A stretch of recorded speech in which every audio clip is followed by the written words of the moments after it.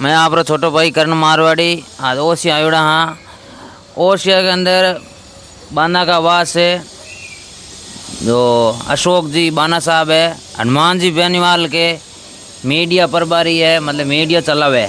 तो आणु आज आप बात करा आन गाँव रे महीने कोई राजनीतिक बात ही चर्चा करा। राम राम सा। राम राम सा। तो अशोक जी अटे आज कांग्रेस री मीटिंग ही और 1.5 महीने कोई एडो मामलो हुई मारे हुण में आयो, आपने सब ध्यान है, आप भी गाँव में बिलोंग करो। आज स्थानीय विधायक महोदय हमारे गांव आई थी, जहां कोई शिलान्यास का कार्यक्रम था।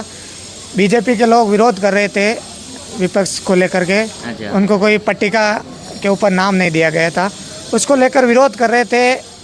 लेकिन अकेले पड़ गए बीजेपी के जो वहाँ के स्थानीय जनप्रतिनिधि थे। विरोध कौन कर रहे थे? प्रतिनिधि कौन थे?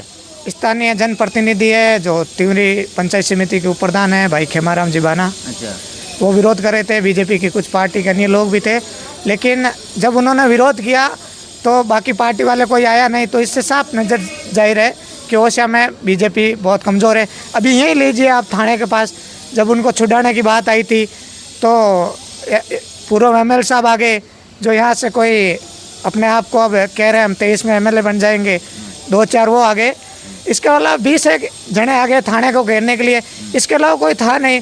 तो ओसिया के अंदर कोई बीजेपी का वजूद नहीं है। लेकिन जिस तरह स्थानीय विधायक के इशारे पे आप कह रहे हो ओसिया में वजूद नहीं है, बीजेपी तो कह रही है हम सीट काटेंगे। नहीं, बिल्कुल झूठी अफवाहें फैलाई जा रही है। कोई बीजेपी का वजूद होता तो थाने के बाद हज़ारों आदमी पहुंच जाते कि हमारे उपप्रधान के साथ ये एक सौतेला व्यवहार किया है।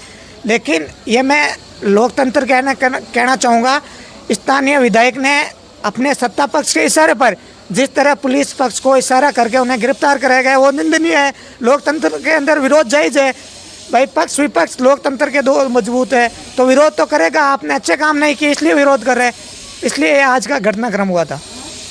मतलब आप रो कहना हो जे कि भाई विरोध करियो कोई काम हो लेन के भाई बिन शिलान्यास हो बिर में नाम नहीं हो जना के भाई आने कहो मारो नाम क्यों नहीं रहा क्यों बिन वाज इतने एक बात और गिरफ्तार करा दिया। हाँ, तो ये ओसिया विधायक की दादागिरी है कि किस तरह, और इन्होंने इतना कुछ किया भी नहीं था। कौन से काले झंडे दिखा दिए थे। विरोध सब जगह होता है, केंद्रीय मंत्री का होता है, देश का प्रधानमंत्री मोदी का होता है। विरोध लोकतंत्र में जायज़ है, लेकिन जिस तरह आज जो सत्ता का लाभ उठाया और गिरफ्तार कराया, ये लोकतंत्र में इसका कोई उचित स्थान नहीं है।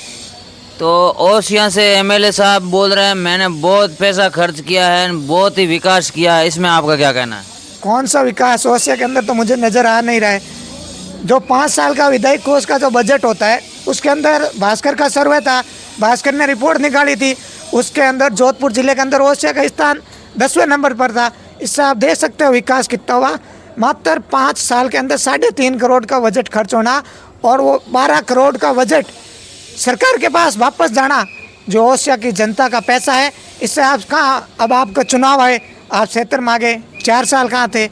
कहीं कभी यात्रा में बिजी थे, कभी कहीं जयपुर बिजी थे, कभी कहीं जोधपुर बिजी थे, तब आपको ओसिया याद आया है। कोई विकास ओसिया के अंदर हुआ नहीं। विकास के नाम पर शून्य है ऐसे वोट लेना चाहते हैं। ऐसे कोई अब 2023 में ओसिया की जनता दोनों पार्टियों को नकारेगी और राष्ट्रीय लोकतांत्रिक पार्टी को मजबूत स्थिति के साथ ओसिया से विजय बनाएंगे। राष्ट्रीय लोकतांत्रिक पार्टी मतलब हिंदी मारवाड़ी में आरएलपी रो बात करो आप। हाँ। तो आरएलपी री एडी हवा चले ओसिया के अंदर के भाई आरएलपी बीजेपी हाथ रल जी के नान हागी चाल के टिकट अलग दे कौन बिन मामले में थोड़ा जनता ने बताओ आप। ये कोई बीजेपी के 4-5 लोग होंगे इधर उधर छोड़े हुए जो ये अफवाहें फैला रहे हैं। बाकी एमपी साहब ने पहले भी कह दिया और रोजाना मीडिया के सामने बयान देते हैं कि राष्ट्रीय लोकतांत्रिक पार्टी पूर्ण रूप से 200 सीटों पर चुनाव लड़ेगी। और ओसिया तो जनता सब जानती है कि चुनाव क्यों लड़ेगी और किसके लिए लड़ेगी, ये भी जनता को सब पता है।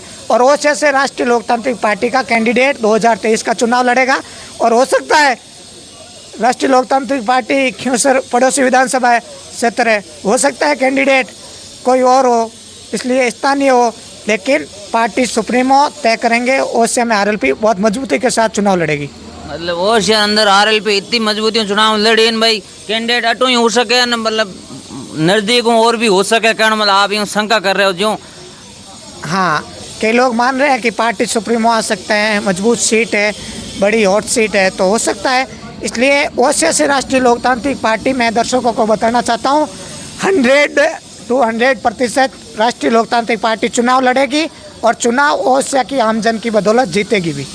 अच्छा, आपका पूरा भरोसा है जीती। हाँ, तो एक मेरा सवाल है आपसे कि मतलब जको सदस्यता अभियान आप चला रहा हो, इस महीने आप पूरा बता दो, राजस्थान हर महीने आपने कितनी सपोर्ट मिली, स्पेशल ओसिया में कितनी मिली, या पूरी बात बताओ आप।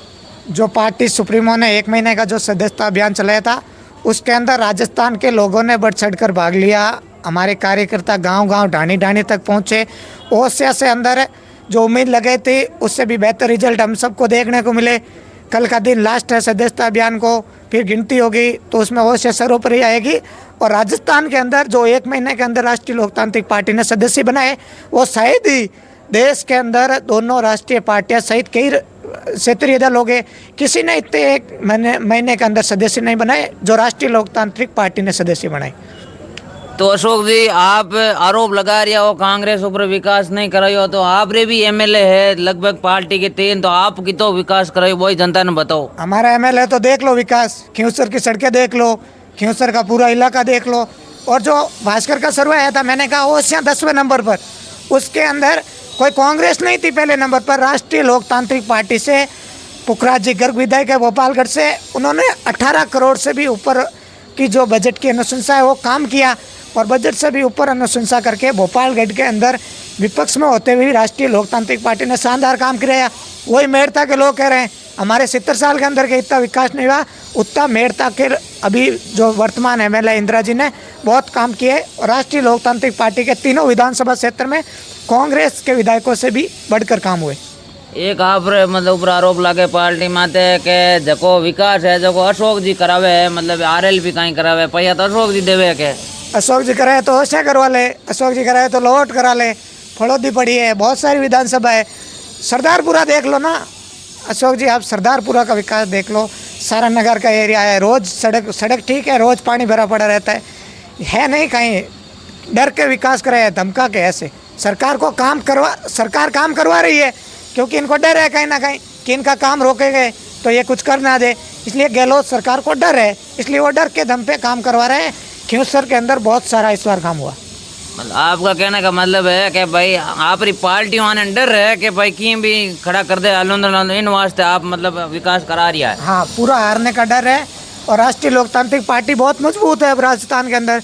हमने पंचायत चुनाव लड़ाए, नगर निगम में सिटी के अंदर भी वोट लिए, नगर निगम का चेयरमैन बनाया, प्रधान बनाए, 3 एमएलए बनाए, और एक एमपी है जो हमारे पार्टी के सुप्रीमो है।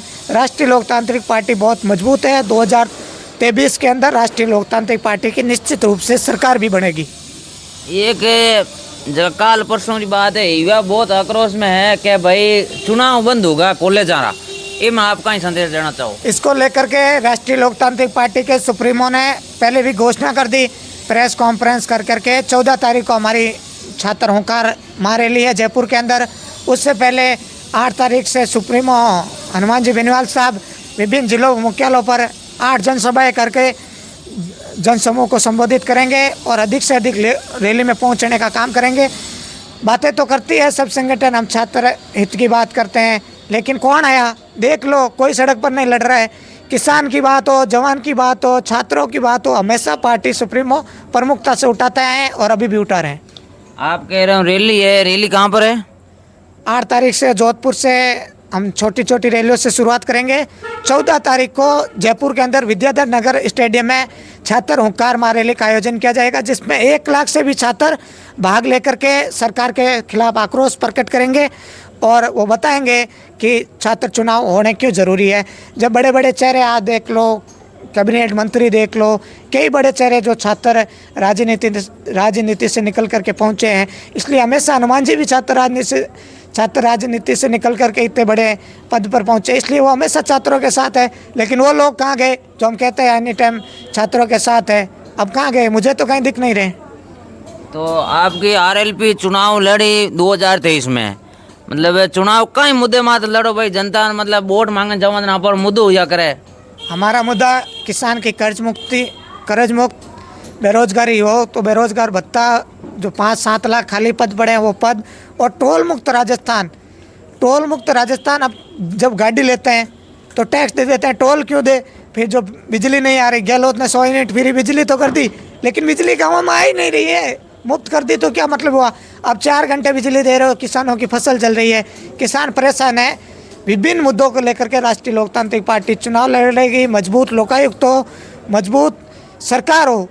दिनों दिन देखो कितना भ्रष्टाचार बढ़ रहा है, डेली पेपर लीक हो रहे हैं, युवा परेशान हो रहे हैं। युवा पेपर तो देख के घर आते हैं, शाम को कहते हैं, मम्मी पापा पूछते हैं बेटा पेपर का कैसा हुआ, कि पेपर तो बहुत अच्छा हुआ। मम्मी पापा टीवी ऑन करते हैं तो इतना आ जाता है पेपर आउट हो गया। तो युवा हताश है। उन सब की लड़ाई लड़ने के लिए राष्ट्रीय लोकतांत्रिक पार्टी मजबूत स्थिति में है, और मजबूती के साथ ही 2023 के अंदर हम चुनाव लड़ेंगे। गठबंधन होगा कि आप अकेले लड़ोगे? पार्टी सुप्रीमो ने पहले भी तय कर दिया कि राष्ट्रीय लोकतांत्रिक पार्टी पूर्ण रूप से 200 सीटों पर चुनाव लड़ेगी, और कांग्रेस और बीजेपी के साथ किसी रूप में गठबंधन नहीं होगा। हमारी आरएलपी पार्टी की विचारधारा से खाती हुई पार्टी मेल, जो किसान की बात करे, जवान की बात करे, मजबूत की बात करे, जो अपने अपने क्षेत्र में अपना अपना प्रभाव रखती है, उनके साथ हम गठबंधन के साथ जा सकते हैं। बाकी कांग्रेस बीजेपी के साथ किसी रूप में गठबंधन नहीं होगा। मतलब आपका कहना है हम बड़ी पार्टियों से गठबंधन नहीं करेंगे, जो हमारे मिलते जुलते विचार हो, हमारे जैसे हो, उससे करोगे आप? हाँ बिल्कुल। तो मेरा लास्ट सवाल है आपसे। कई बार मैं घूमता हूँ तो लोग कहते हैं कि ये पार्टी तो युवारी पार्टी है, न बूढ़ी हाथ है कौन नहीं। किसने कहा? दिल्ली में देख रहा हूँ सोशल मीडिया पर जिस तरह से वीडियो आ रहे हैं, जिस तरह से बुजुर्ग आशीर्वाद दे रहे हैं, और ओसिया के अंदर ही आप देख लो 33,000 प्लस हमने वोट लिए थे पंचायत राज चुनाव के अंदर, जिसमें हमारे सारे प्रत्याशी एकदम से उतार नहीं पाए। नई पार्टी थी, फिर इतने वोट लिए, क्या युवाओं के भी वोट थे उसमें? सब बुजुर्ग आशीर्वाद दे रहे हैं, और निश्चित रूप से ही बुजुर्गों के आशीर्वाद और युवाओं के जोश के साथ हम बदलाव करेंगे राजस्थान में। बिल्कुल, धन्यवाद सर। आप कहीं संदेश देना चाहता हूँ जो आपको? एक ही संदेश देना चाहूँगा युवाओं को कि आप मजबूती के साथ लगे रहें, और क्षेत्र के युवाओं को एक ही और संदेश दूंगा कि आप नशे की प्रवृत्ति से दूर रहें और नशा नहीं करें, और मजबूत रूप से आप सशक्त लोकतंत्र के लिए राष्ट्रीय लोकतांत्रिक पार्टी को 2023 के अंदर एक बार मौका दे करके देखिए। आपको वापस ये नहीं कहना पड़ेगा कि हमारा ये काम नहीं हुआ, पेपर आउट हो गए, भ्रष्टाचार हो रहा है, ये कोई काम देखने नहीं पड़ेंगे। बिल्कुल, राम राम साहब। राम राम साहब। तो दोस्तों, ये थे अशोक जी बाना, जो ओसिया से आते हैं और हनुमान जी बेनीवाल के सोशल मीडिया चलाते हैं। बहुत ही शानदार स्वभाव के हैं, जो राम राम शाह।